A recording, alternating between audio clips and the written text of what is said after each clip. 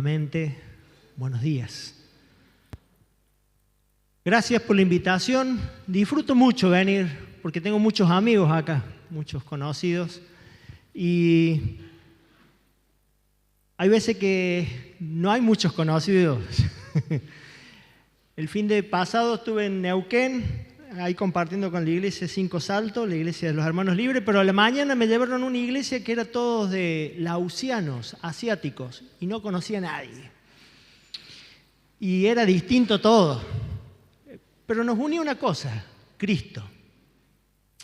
Y eso va a ser un poco lo que va a ser en el cielo. Vamos a estar todos unidos adorando a Dios. Así que si te cuesta mucho alabar a Dios, deberías preguntarte por qué. Porque en el cielo vamos a estar adorando eternamente al Cordero. Y eso es lo que realmente nos une con ustedes.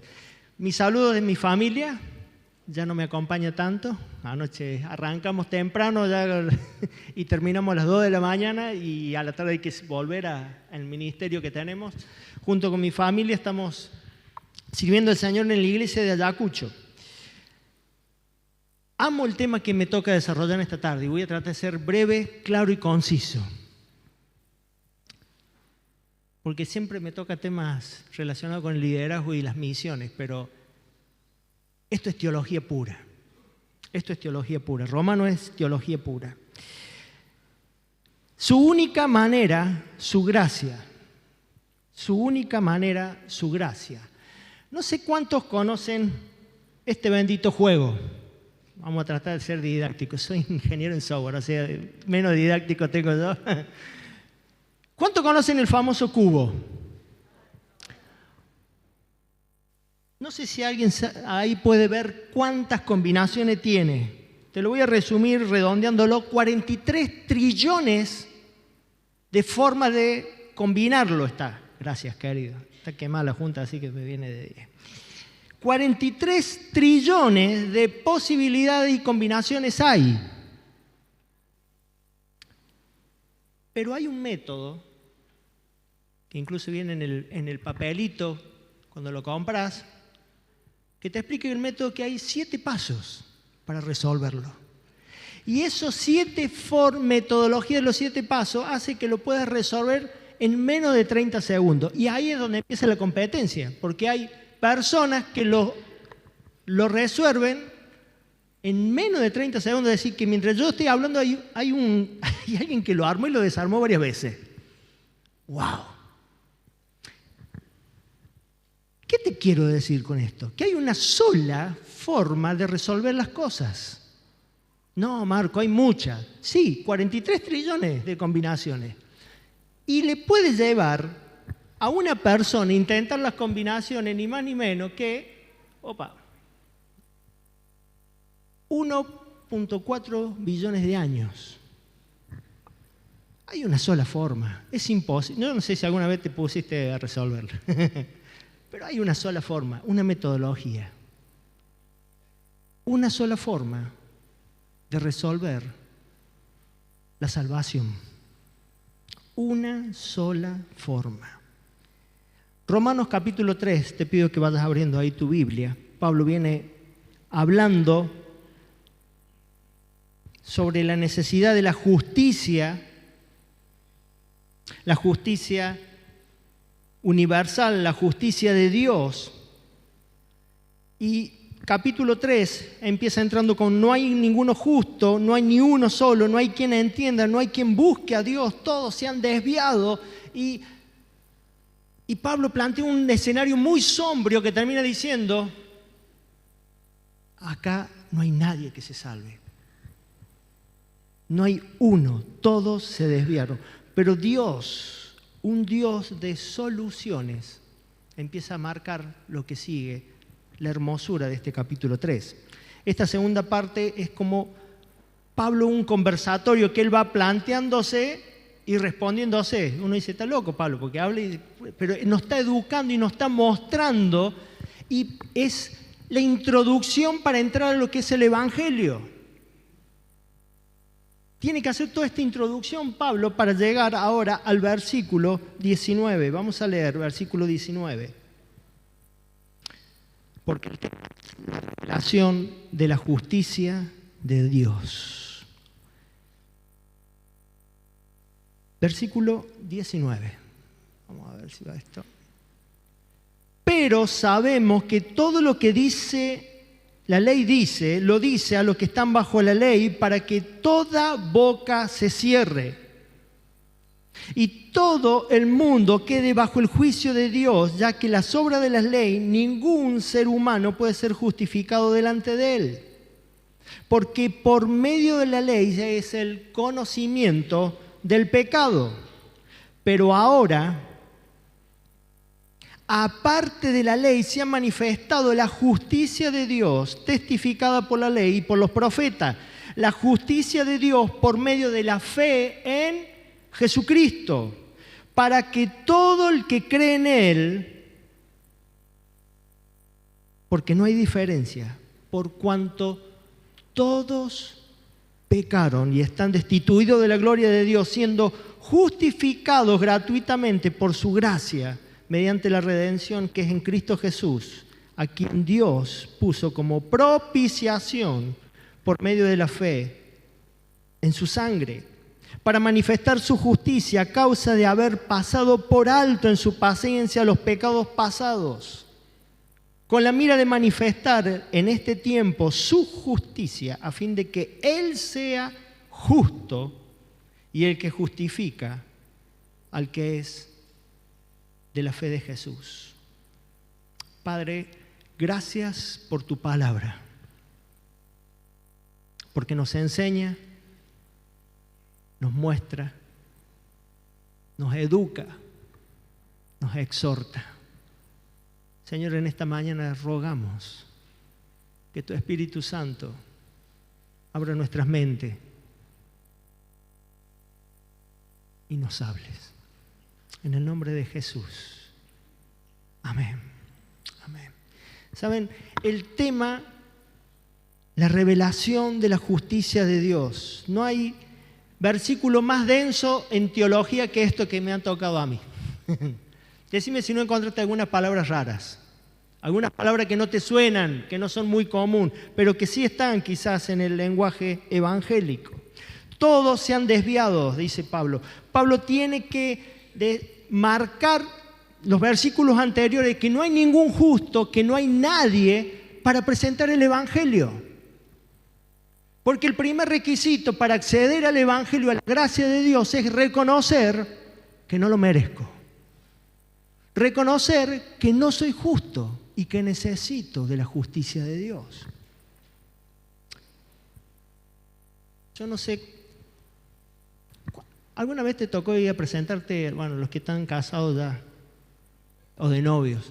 ¿Viste cuando te presentas con los suegros? Es un ejemplar, ¿o no? La primera vez que te presentaste con tu suegra, es un ejemplar. No sabe cómo cocina, ordenada, todo. Después lo vamos conociendo, ¿no? A la nuera o el yerno y decir, me mintieron. Los currículums son las peores mentiras que hay a veces. ¿Por qué? Porque nadie pone lo que realmente somos.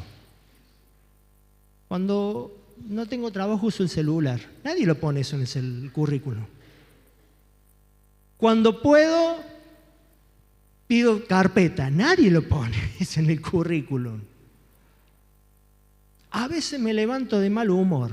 Oh, imagínate que vos vayas a tomar a alguien y digas, a veces me levanto. No, busquemos otro. Pero hay alguien que sí conoce nuestro verdadero currículum, tal cual somos y que no podemos maquillarlo, y ese es Dios. Y este Dios nos conoce y dice, estamos todos descalificados porque todos somos pecadores. Y no nos gusta que nos señalen. Ahí está el Satanás diciendo, sos pecador. Somos pecadores, por naturaleza pecamos. Decime si no hay veces que incluso querés hacer el bien y metes la pata. Pero yo quería hacer y no salió como quería. Somos pecadores por naturaleza. Ahora, el gran misterio es cómo este pecador puede acceder a la presencia de Dios, un Dios que es santo, santo, santo, justo, justo, justo. Y acá empezamos a ver un montón de facetas de los atributos de Dios que son inamovibles. ¿Cómo puede amar Dios tan santo a alguien tan pecador? ¿Cómo un Dios justo puede amar a alguien tan injusto como soy yo? Versículo 19, y acá arranca el primer de todos los peros. Mira, en la palabra de Dios cuando ves peros, el pero es una unión gramatical que te está diciendo algo, pero ¿puedo salir? ¿Puedo salir a visitar a mis amigos? Sí, pero ordena la pieza. ¿Entendiste? ¿Viste como una palabrita te hace acordar? ¿Puedo? Sí, pero. Es condicional. Versículo 19. Pero sabemos que todo lo que dice la ley y lo que está bajo la ley, para que toda boca se cierre y todo el mundo quede bajo el juicio de Dios. Ya que por las obras de la ley ningún ser humano puede ser justificado delante de él, porque por medio de la ley es el conocimiento del pecado. Toda boca quede cerrada. ¿Te acusaron alguna vez injustamente? ¿Qué es lo primero que uno quiere hacer? Defenderse. Trata de defenderte. No, cállate la boca. El texto lo que está marcando es justamente este principio. No tenemos ni opción de defensa. Somos culpables. Cerra la boca. No podés justificarte. La función de la ley es mostrar nuestra pecaminosidad y dejarnos sin argumentos. Mira, el mejor ejemplo de esto es cuando la caminera te hace una multa. No sé si a alguno le pasó. Me pasó una vez, me paran y bajo porque tiene una luz. No, si vengo con la luz prendida. Y uno empieza a hablar, a justificarse. Y una estaba quemada. Y se te acaban los argumentos. ¿Y qué empezamos? Pero me hace la multa. Pero mirá lo que pasa ahí.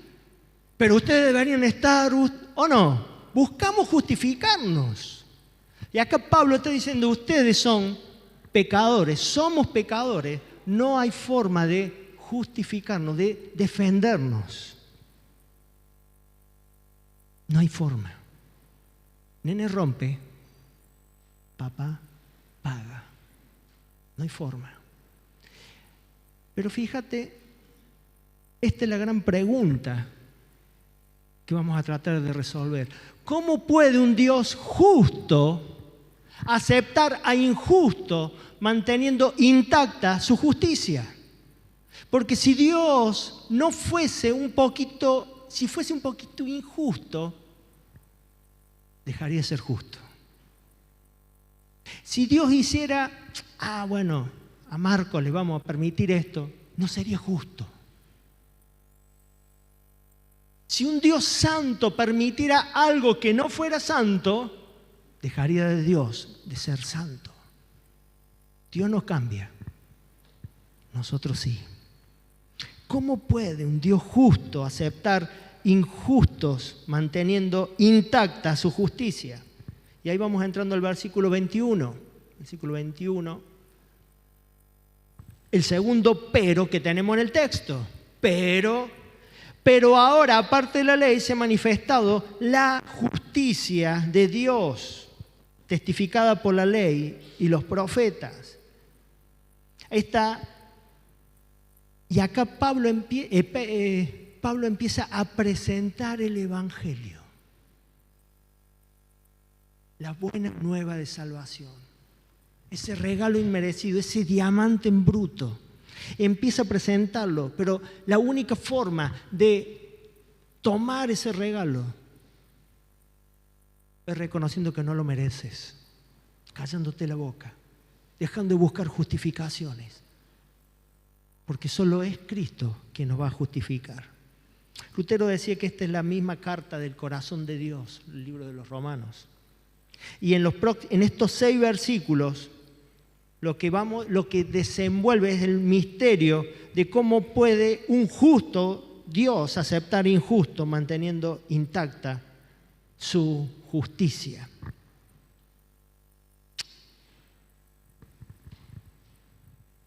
Así que la justicia de Dios, por medio de la fe en Jesucristo, para que todo el que cree en Él, porque no hay diferencia por cuanto todos pecaron y están destituidos de la gloria de Dios. No hay 2 evangelios.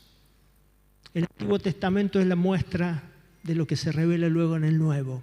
Y sabes, en el Antiguo Testamento sabían que no había justicia, incluso David, Salmo 31:1, en ti, oh Jehová, he confiado, no sea yo confundido jamás, líbrame de tu justicia. David sabía que era humano, cometía errores, y lo que pedía es, líbrame de tu justicia, porque la justicia de Dios sabía que lo fulminaba.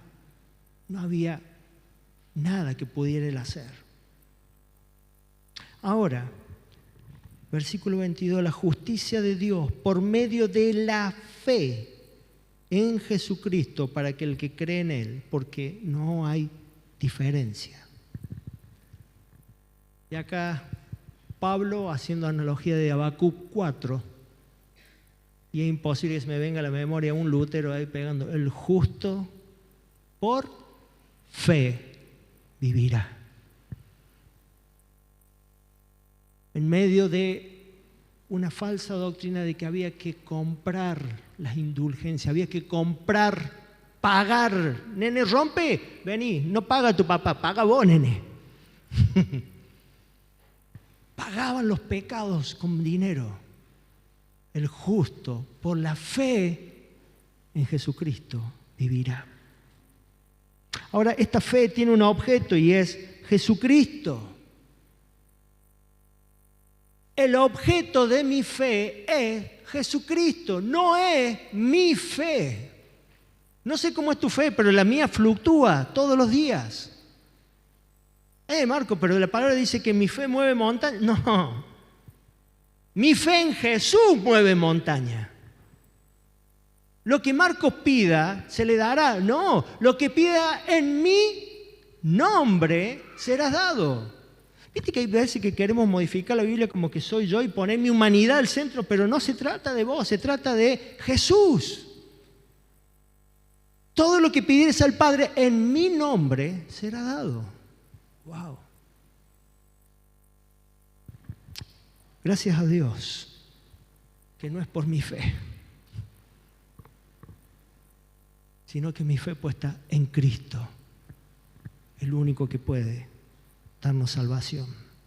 La fe termina siendo este canal en lo cual se transfiere ese pago y se paga lo que se ha roto. El justo por fe vivirá. Mira, a veces que decimos, ¿cómo puede un Dios justo amar a un injusto? Marcos, Dios es amor. ¿Y cómo puede un Dios ser amor y a la vez ser santo y justo? Salmo 7:11, Dios es juez justo y Dios está airado todos los días contra el impío.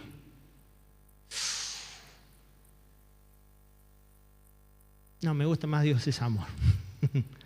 Porque un Dios que esté airado todos los días contra el impío me deja a mí siendo objeto de ira. Estábamos ayer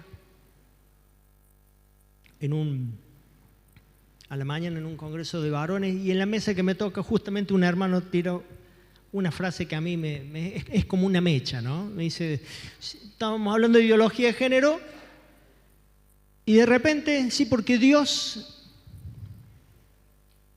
aborrece el pecado, pero ama al pecador. Le digo, no, hermano, esa frase se ha metido en la cultura evangélica, pero no es una frase bíblica. La dijo Mahatma Gandhi. Googleala. La dijo un hinduista. A Dios no le encanta el pecado. Y Dios, la única forma que puede ver el pecador es por medio de Jesucristo. A través de Jesucristo. Este es mi Hijo amado en quien tengo complacencia. Es vivir la vida cristiana en Cristo. En el Nuevo Testamento más de 46 veces, da para otro mensaje más, lo que es en Cristo. Vivir en Cristo. Efesios 6 dice, éramos objeto de la ira de Dios. Y otro pero Dios, qué rico en misericordia. ¡Wow! Nos amó y envió a su Hijo Jesucristo. ¿Te das cuenta? Este regalo de Dios, versículo 22, para todos los que creen, sin distinción. Ante el judío era el que se ponía el saco y decía, es nuestra la salvación. Sin distinción. No si naciste en una familia, no si tenés un linaje, no si sos de una raza. El Evangelio es para todos, porque es la solución universal al pecado, la gracia de Dios. Por eso hay veces que necesitamos ver las Escrituras como nos plantea. Si nosotros nos comparamos obviamente con un ladrón, vamos a decir, somos santos. Pero si te comparas con la creación de Dios, te va a quedar muy corto. Versículo 24. Yo me quedé en el segundo pero. Ahí está. Siendo justificados gratuitamente por su gracia mediante la redención que es en Cristo Jesús, a quien Dios puso como propiciación por medio de la fe en la sangre para manifestar su justicia, a causa de haber pasado por alto. ¿Te suena ese pasar por alto? Pascua, Intele. A fin de pasar por alto en su paciencia los pecados pasados, con la mira de manifestar en este tiempo su justicia, a fin de que sea el justo y el que justifica al que le es la fe en Jesús. ¿Sabes? Hay muchas formas de explicar la salvación. Y acá Pablo se pone un poco más didáctico, porque dice, ¿cómo explicamos esto para que se entienda lo que es la gracia? Ritualmente Pablo lo está manejando como si fuera un sacrificio, ¿sí? Había que pagar y hacer un sacrificio.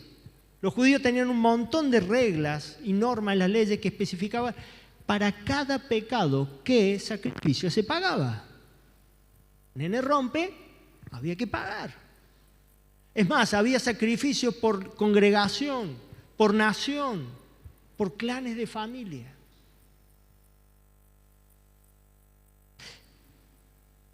Esta salvación, dice Pablo, este sacrificio, este ritual, queda directamente expiado a través de la muerte de Cristo Jesús. Si hacía falta un sacrificio, Cristo Jesús en la cruz del Calvario la completó. Sí, pero aquí hay muchos comerciantes. ¿Cómo explicamos la salvación? Y entonces habla de la redención. Esa palabra redención. Y la palabra redención está relacionada con, hoy en día queda media desfasada, la compra y venta de esclavos. Pero no era que yo iba y compraba un esclavo para que viniera a mi casa. Era que yo lo compraba el esclavo para que fuera libre. Y en la cultura judía, cuando quedaban viudas, podía redimirla, alguien de la familia que no estuviera casado. Gracia sobre gracia.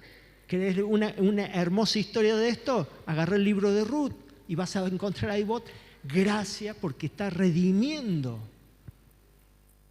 ¿Cómo explicamos la salvación? A través de las relaciones. Y bueno, ahí sí nos podemos, ¿eh? ¿Te peleaste alguna vez con alguien?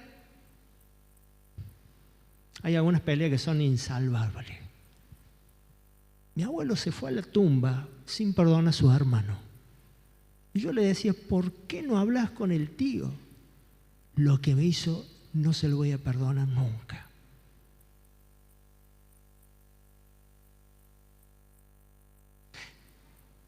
Si no hay gracia en la reconciliación, hay veces que son cosas insalvables, pero la gracia de Cristo es lo que te permite reconciliarse, llegar a un acuerdo, volver a estrechar ese abrazo con quien estabas peleado. Dios no nos podía ver, pero a través de la obra de Cristo ahora te ve y te abraza y te dice, sos pecador, pero por lo que hizo mi hijo, que pagó en ese sacrificio, que te compró como esclavo, te libera. La salvación la podemos entender también legalmente. Un abogado esto no le entra, ¿no? Alguien tiene que pagar y tiene que pagar. No. ¿Cómo esto que? Por ahí, viste, son noticias esos casos de que el acusado le perdona delante del juez y le pide que se absuelva todo. Y uno dice, ¿para qué llegaron a esa instancia? La salvación legalmente como justificación. La justicia de Dios a través de Jesucristo. ¿Saben? La muerte de Cristo no solo quitó la mancha moral del pecado, sino que le eliminó la ofensa del pecado ante Dios. Por eso está la palabrita propiciación. La propiciación era un tipo de ofrenda que se hacía en la antigüedad a los dioses para aplacar la ira. Entonces, si venía un maremoto, un incendio, lo que venía era porque los dioses estaban molestos. Entonces había que aplacar la ira haciendo propiciación. Ahora, Cristo es propiciación nuestra, aplaca la ira de Dios. No, Marco, pero me estás volviendo loco. Si Dios es amor, no puede ser Dios y tener ira. Sí. Amor e ira van de la mano. No podés amar a los niños y no tener ira por la pedofilia. ¿Se entiende? No podés. Son incompatibles. Pero si somos amor, amemos también. Pero no podés amar eso. Éramos objetos de ira nosotros, dice Efesios 6. Pero Dios, que es rico en misericordia, en su amor, nos ha amado. Dios siendo amor. Dios siendo redentor. Dios amándonos en cada momento.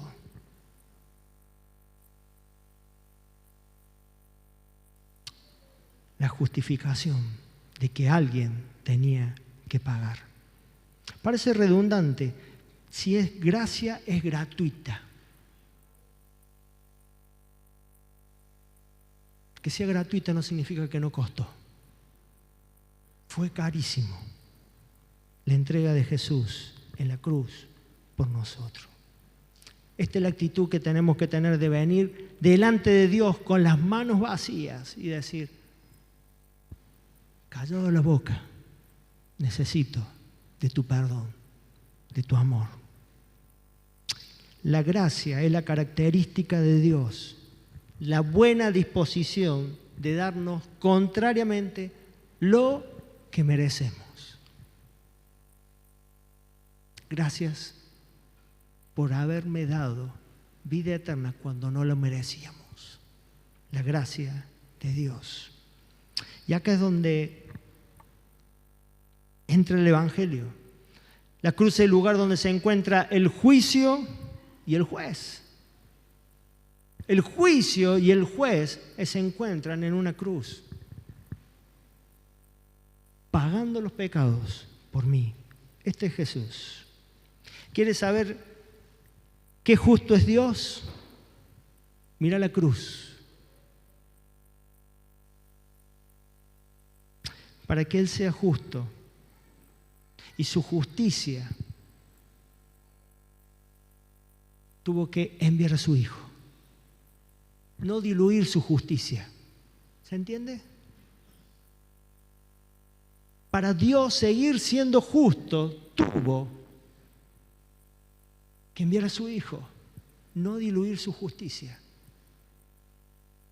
y pagar el precio de la cruz por nosotros. Por eso dice Juan 3:16, porque de tal manera amó Dios al mundo que ha dado su Hijo unigénito para que todo el que cree no se pierda, mas tenga vida eterna. Porque no envió Dios a su Hijo al mundo para condenar al mundo, sino para que el mundo sea salvo por Él. En Él, el que cree en Él no es condenado, pero el que no cree, la ira de Dios. El que no cree ya ha sido condenado porque no ha creído en los nombres del unigénito Hijo de Dios. Y esta es la condenación, que la luz vino al mundo y los hombres amaron más las tinieblas que la luz, porque las obras eran malas. Y Pablo va a seguir desarrollando el Evangelio hasta llegar al capítulo 12, en que le dicen, bueno, este es el Evangelio, entreguen sus cuerpos a sacrificios santos. Este es el Evangelio. Esto es la gracia. Para ir terminando te voy a dar unos ejemplos prácticos de gracia. La palabra de Dios cuenta de un hombre que tenía un apodo y que él mismo se llamaba perro muerto. Era Siba, uno de los hijos del rey Saúl. ¿Te acuerdas la historia? El único heredero, pero que quedó oculto. David pasa a ser rey. Y en esa mesa donde solo estaban sentadas la realeza, los príncipes, la Escritura dice que Salomón era grandote, ¿no? Y tenía cabellera. Absalón tenía también se ve que todos tentaban buen cabello ahí, ¿no? Tenía cabellera, era un grandote. Pero había un lisiado que conoció de la gracia de Dios y fue sentado en esa mesa. Eso es gracia. José, ¿te acuerdas José? Hoy lo llamamos bullying, pero yo creo que José es el sinónimo del peor bullying que puede haber. Trata de persona, maltrato. Mira, ¿sabes qué? Tenés todas las cosas que se te puedan ocurrir feas que les puede pasar a José. Sin embargo, cuando tiene la oportunidad de descargar su objeto de ira, él entiende de la gracia, del perdón, la misericordia con sus hermanos. Con la mira de manifestar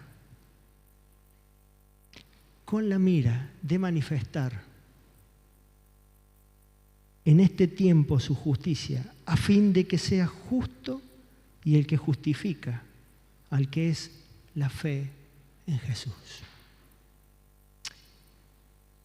Y acá vemos cómo se aplica por medio de la fe la finalidad de la obra de Jesús, la obra de Dios, y donde redención, propiciación, expiación, reconciliación, todo cierra en la obra de Cristo en la cruz del Calvario.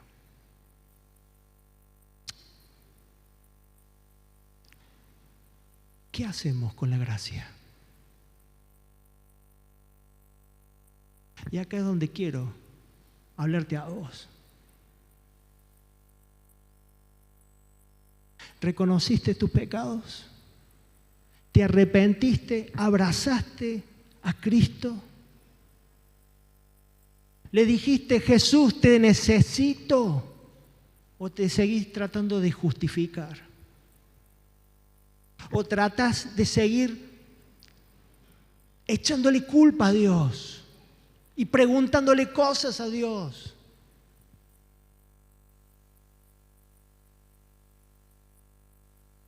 Cada vez que la palabra de Dios se abre, y en este lugar es una oportunidad de que entiendas el Evangelio, de que entiendas de que necesitas de Jesús en tu vida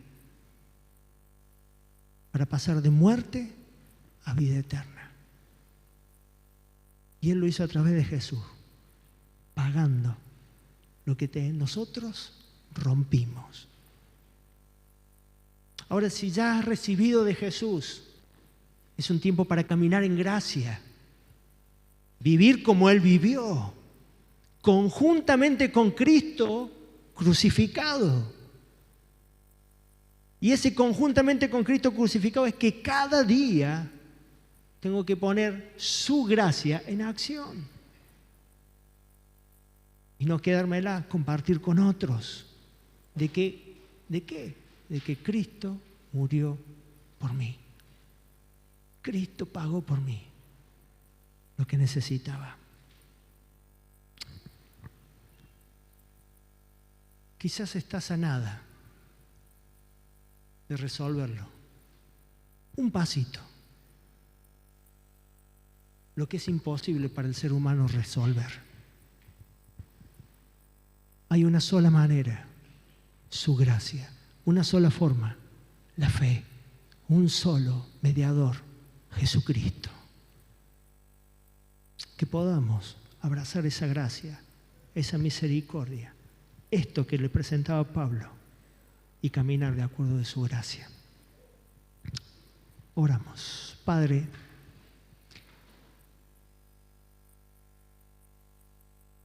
tu misericordia en nuestras vidas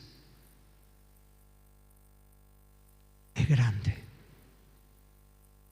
Señor, no merecíamos, pero tu amor nos ha hecho caminar en gracia. Ayúdanos, Señor, a compartir las buenas nuevas de salvación. Ayúdanos, Señor, a no ser legalistas y a caminar en tu gracia y en tu amor. Ayúdanos, Padre, a valorar lo que has hecho tú en la cruz por nosotros. Señor, yo te ruego que tú bendigas a mis hermanos en esta mañana. Y que nos dé, Señor, la urgencia de compartir las buenas nuevas y la urgencia de caminar en santidad. En el nombre de Jesús. Amén. Amén. Si quizás no tenés este cubo o lo tenés muy desconfigurado, deja de pelear. Deja de buscar tu forma. Cristo ya lo hizo. Si quizás estás a nada de resolverlo y pones peros, fundamentos, es un tiempo de que cierres la boca y recibas de parte de Dios su amor, su misericordia y su gracia. Que el Señor les bendiga, hermanos.